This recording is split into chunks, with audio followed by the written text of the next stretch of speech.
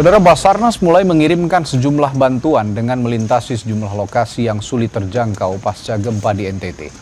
Dalam perjalanannya, anggota Basarnas harus melewati rute-rute yang sulit dilalui karena tertutup beberapa batu-batu besar. Dalam misi pengiriman bantuan ini, Basarnas membawa beras, makanan siap saji, air minum, selimut, dan obat-obatan. Sementara tenda penampungan untuk tempat istirahat darurat juga disiapkan. Pihak berwenang menyebutkan bahwa pemulihan aliran listrik dan jaringan komunikasi serta penyaluran bantuan ke desa-desa terpencil yang terisolasi akibat tanah longsor masih menjadi tantangan terbesar.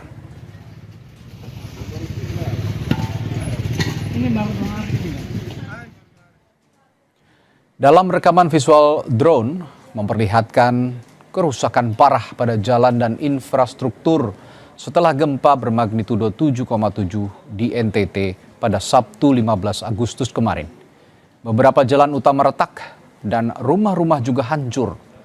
Pasca gempa, pemerintah setempat mengeluarkan imbauan agar warga di pesisir mengungsi ke tempat yang lebih tinggi, meski kemudian mencabut peringatan setelah Badan Meteorologi menyatakan tidak menunjukkan adanya perubahan permukaan laut yang signifikan. BMKG menyatakan setelah gempa utama, ada beberapa kali gempa susulan yang terjadi hingga Sabtu sore. Tinggi airnya 1,5 meter. 1,5 meter sini? 1,5 meter.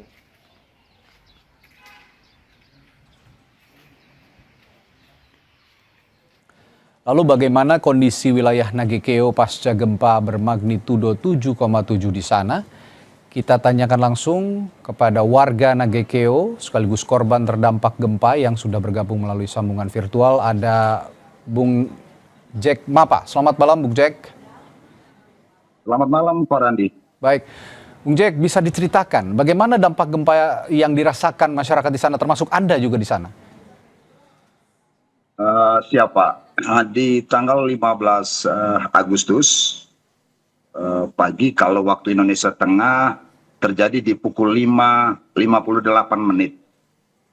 Saat itu saya salah satu korban terdampak bencana gempa bumi, masih nyenyak, masih tertidur, belum bangun. Saya dikagetkan dengan guncangan gempa yang begitu hebat yang saya belum pernah alami itu. Nah, di saat guncangan itu di dalam rumah saya bersama istri dan satu anak bungsu saya sambil berteriak, putra saya minta tolong, saya keluar.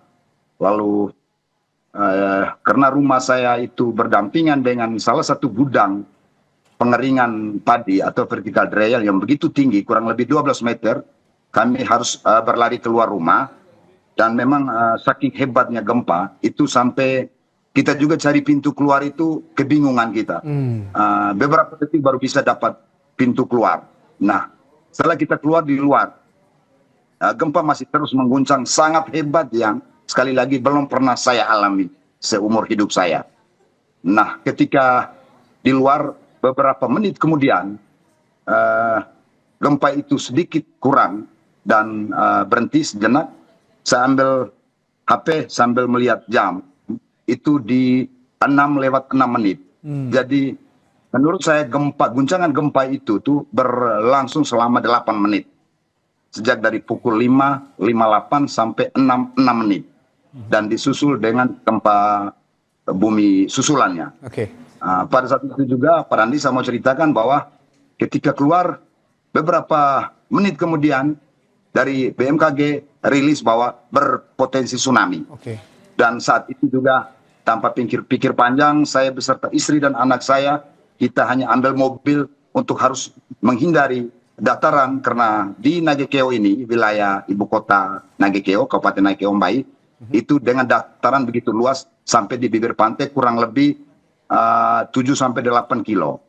Nah, ketika kita keluar rumah, itu warga.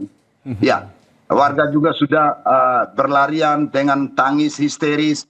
Ada yang berjalan kaki, ada yang lari, ada yang mobil dan juga motor itu berdesakan di jalan raya menuju ke tempat atau dataran yang paling tinggi, Pak Randi, pada saat itu.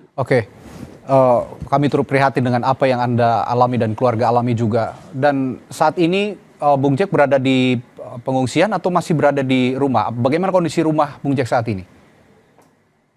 Kalau kondisi rumah kita mengalami keretakan ringan, memang di wilayah saya di desa Air Ramo itu beberapa rumah warga ada yang rusak berat dan rusak ringan, dan kita juga ada yang juga hancur secara total 100%. Dan kita juga sampai dengan saat ini masih berada di kamp pengungsi yang kita inisiatif sendiri.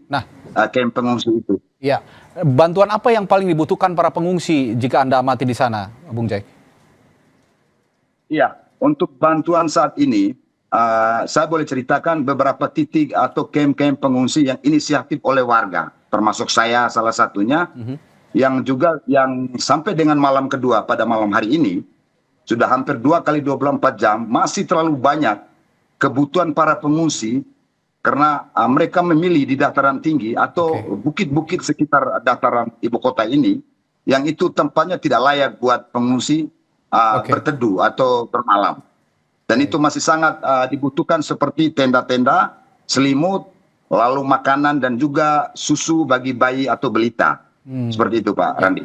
Baik, ini menjadi informasi juga untuk otoritas yang berwenang untuk menyampaikan bantuan bahwa tadi banyak sekali kebutuhan yang diperlukan oleh para pengungsi yang harus segera disampaikan karena dengan kondisi darurat sangat sekali membutuhkan bantuan di sana.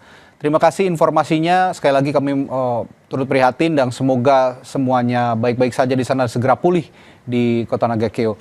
Terima kasih sekali lagi Bung Jack Mapa, warga Nagakeo sekaligus korban terdampak gempa yang berada di Nagakeo, Nusa Tenggara Timur. Saudara, setelah jeda, Badan Geologi Kementerian SDM sebut ada potensi likuifaksi pasca gempa NTT. Kami akan bahas hal ini saat lagi di Sapa Indonesia Malam.